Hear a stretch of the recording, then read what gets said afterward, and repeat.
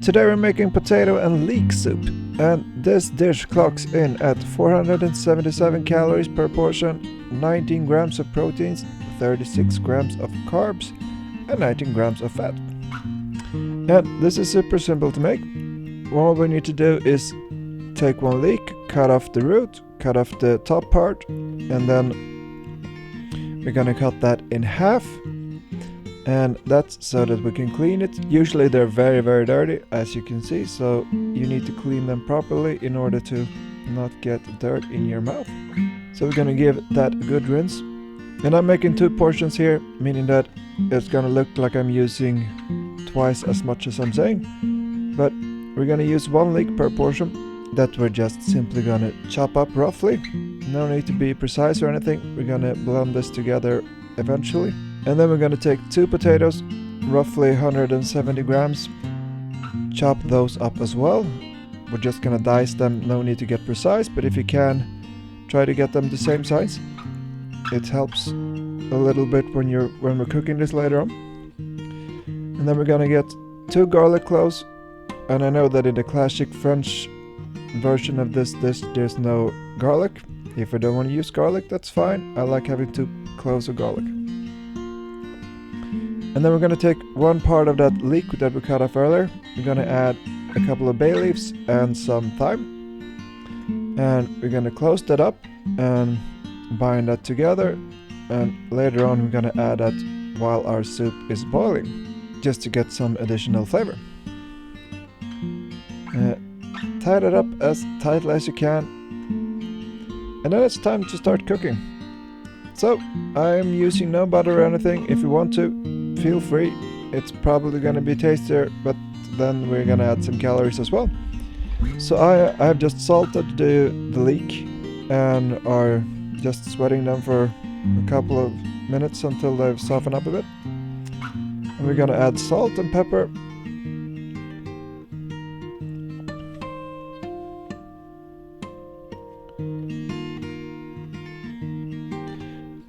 And then we're going to add 1 deciliter of white wine. That wine we're going to reduce quite much, so we want to cook this until there's basically no wine left. And when we're at that point, that we feel that we have reduced the wine enough, then we want to add our potatoes and our garlic. If you want to, you can fry the garlic in the beginning as well as we did with the onions, but I feel that it doesn't really make a difference, so I usually just add them with the potatoes later on.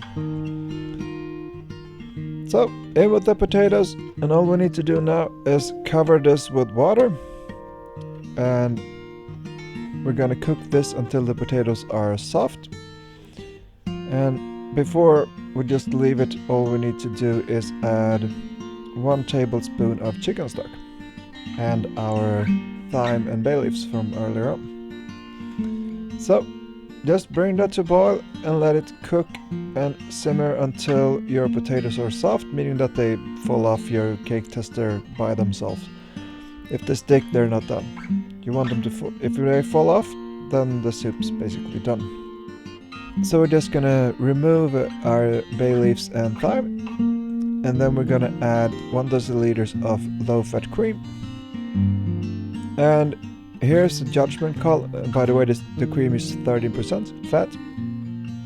And it's a judgment call how thick you want your soup, but usually once you've added the soup, it's easier just to use I think it's easier just to use a mixer and just mix all of this together until you have your fine soup.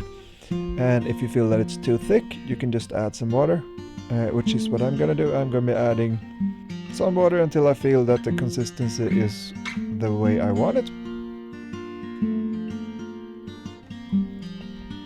We're also gonna be pushing this through a fine mesh strainer. Just taste it, check if the salt level is where you want it, and then we're going to be pouring our soup through our chinois or a fine mesh strainer. And There's no need for this if you don't mind the lumps. If you want to remove them, this is super easy. Just use a soup ladle and push it through the bottom, and this is a fairly quick process. And this makes your soup super smooth and nice. It's a good tip to use your soup ladle for this, because that pushes the soup through a lot quicker, so it doesn't become that long of a process. And once we've done that, you can see that our soup is nice and smooth. So our soup is basically done at this stage. And I like to make some additional garnish, I would say, in form of a red bell chili puree. So to do that, we are going to just slice up or dice up 2 red bell peppers and 2 chili peppers. For the bell peppers, we want to remove the seeds and the stem. And for the chilies, this depends on how strong you want it. I usually do 2 chilies. You can add more if you want it stronger. And 1 chili where I leave the seeds and everything in and just chop it up, and 1 where I remove them. I think that spice level is where I want it. But if you like strong food, I would suggest you add some more. To this, we're gonna be using 15 grams of powdered sugar that we're gonna place in a pan and heat until it's melted. And then we're gonna add our bell pepper and chili into that mixture. So after a while, you can see the sugar melts, and then when all of the sugar has melted, it's time to add your vegetables. This is nothing that's necessary at all. It just makes the dish look a bit funnier, and it adds some bell pepper taste and chili, which I think suits the dish really well. And then we're just gonna fry that for a couple of minutes.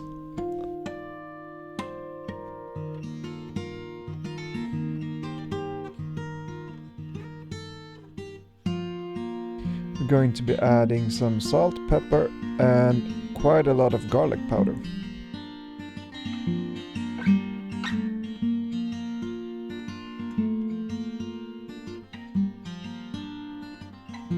I actually weighed this out and got to 2 grams of garlic powder. If you want more, use more or less.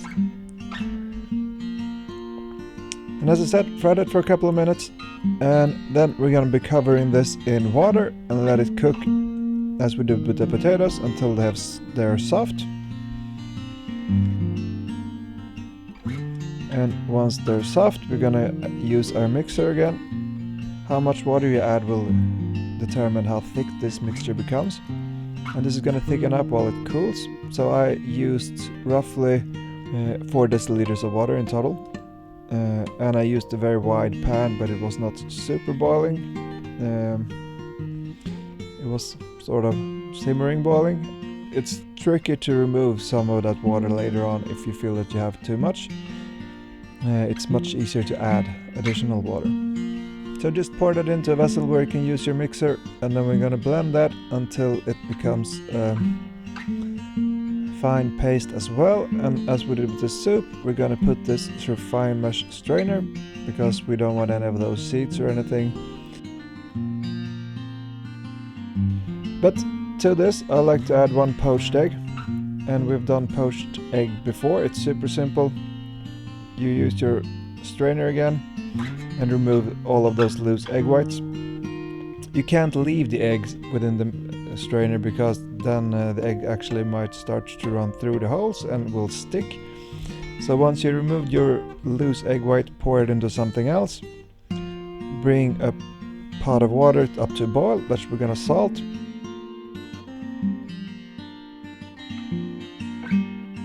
And this was boiling, and all we need to do now is shut off the heat and add our egg.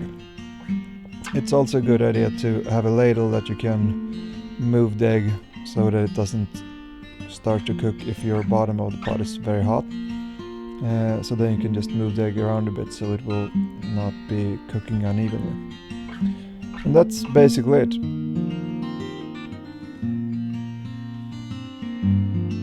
So I like to cook my eggs when I'm poaching them for 3 minutes. And once you're there, we're done.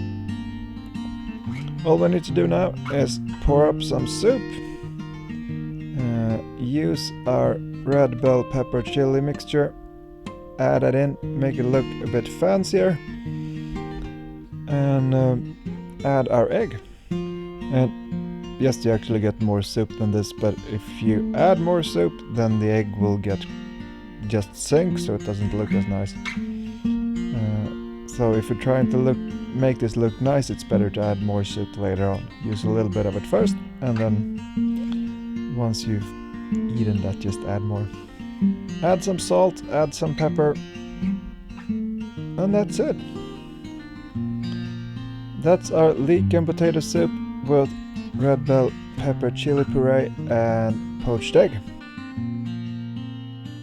So, that's it. I hope you try it. I hope you enjoyed, and thanks for watching.